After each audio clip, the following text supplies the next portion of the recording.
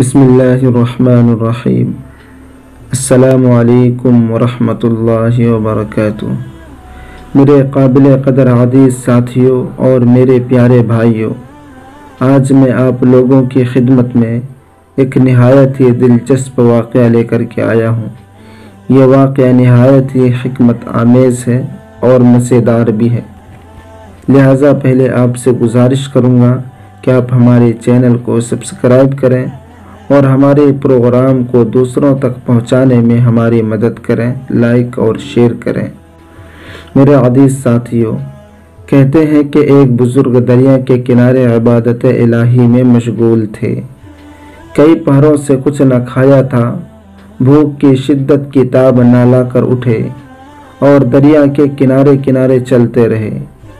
اچانک سامنے سے ایک سیب بہتا ہوا چلا آتا دیکھا۔ حضرت رحمت اللہ علیہ نے بھوک کے عالم میں وہ کھا لیا۔ کھا لینے کے بعد دل میں خیال آیا، پتہ نہیں یہ سیب کس کا ہے اور مجھے تو مالک سے اجازت لینی چاہیے تھی۔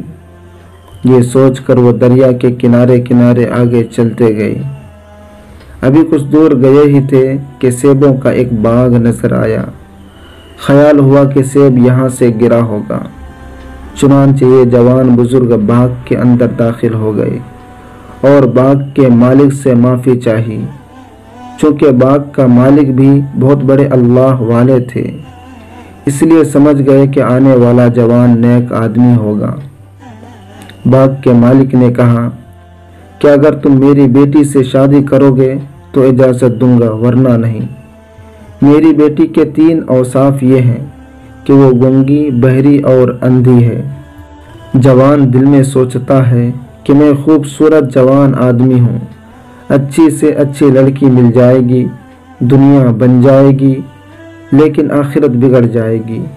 اگر اس نکمی لڑکی سے شادی کر لوں تو دنیا برباد ہو جائے گی، لیکن آخرت بن جائے گی۔ قرآن کا اعلان ہے، وَالْآخِرَةُ خَيْرٌ وَأَبْقَىٰ۔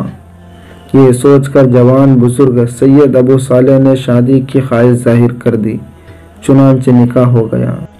نکاح کے بعد جب سید ابو صالح حجرہ عرس میں گئے تو دیکھا کہ لڑکی حسن و جمال میں یکتا اور جملہ عیوبات سے مبرہ ہے۔